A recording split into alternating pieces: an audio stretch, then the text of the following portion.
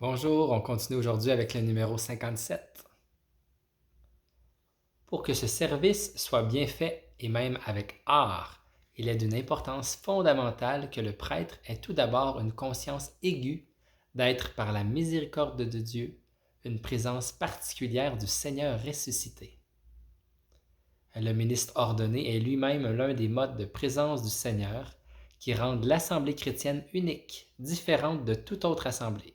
Référence à Sacrosanctum Concilium au numéro 7. Ce fait donne une profondeur sacramentelle au sens large à tous les gestes et paroles de celui qui préside. L'assemblée a le droit de pouvoir sentir dans ses gestes et ses paroles le désir que le Seigneur a, aujourd'hui comme à la dernière scène, de continuer à manger la Pâque avec nous.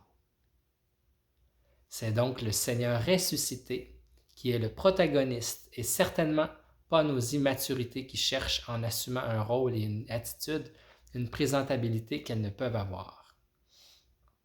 Le prêtre lui-même devrait être submergé par ce désir de communion que le Seigneur a envers chacun.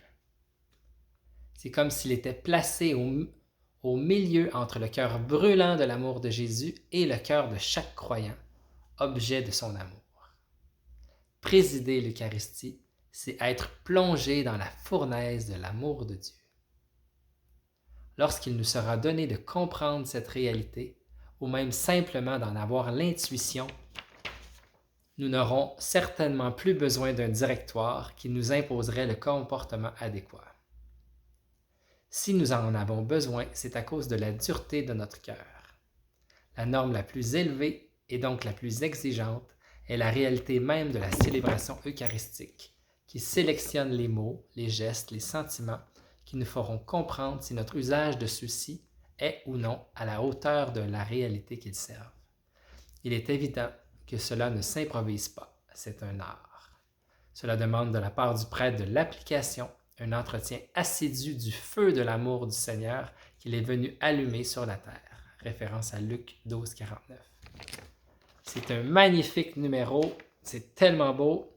Le prêtre qui est placé au milieu avec le cœur brûlant de l'amour de Jésus et le cœur de chaque croyant. Il est au milieu des deux.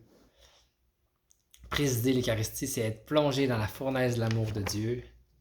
Puis aussi, le prêtre, ça nécessite une application, un entretien assidu du feu de l'amour.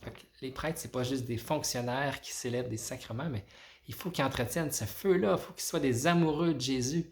Quelqu'un disait, on a le droit d'exiger que nos prêtres soient des saints. Qu'ils soient des saints prêtres, il faut qu'il y ait une vie contemplative, une vie d'union à Jésus, pour qu'il ait le goût de, qu'ils vivent de lui, qu'il ait le goût de le donner, de nous le donner.